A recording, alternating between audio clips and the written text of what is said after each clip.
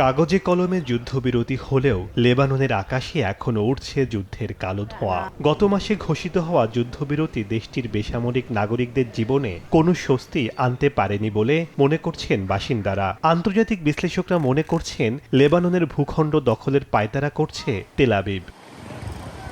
গত ১৬ এপ্রিল যুক্তরাষ্ট্রের মধ্যস্থতায় ঘোষিত যুদ্ধবিরতির পর ইসরায়েল প্রথমে ৬০০ বর্গ কিলোমিটার বাফার জোনের মানচিত্র প্রকাশ করে, কিন্তু এরপর থেকে লেবাননের প্রায় ২,০০০ বর্গ কিলোমিটার এলাকায় চলছে তেল আবিবের ক্রমাগত বিমান হামলা ও নতুন নতুন উচ্ছেদাদেশ।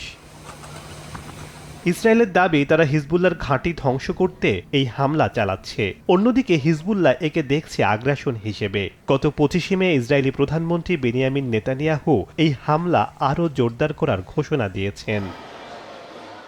লিটানি নদীর উত্তর ও দক্ষিণে ছড়িয়ে পড়া তেল আবিবের এই উচ্ছেদ অভিযান লেবাননের প্রায় ১/৫ এলাকাকে ভুতুড়ে নগরীতে পরিণত করেছে।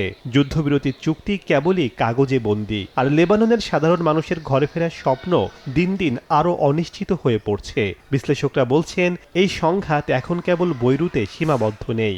ইরান ও যুক্তরাষ্ট্রের মধ্যকার শান্তি আলোচনার অন্যতম প্রধান শর্ত হয়ে দাঁড়িয়েছে লেবাননে ইসরায়েলি হামলা সম্পূর্ণ বন্ধ করা। শেখ সাদি মারজান, সময় সংবাদ।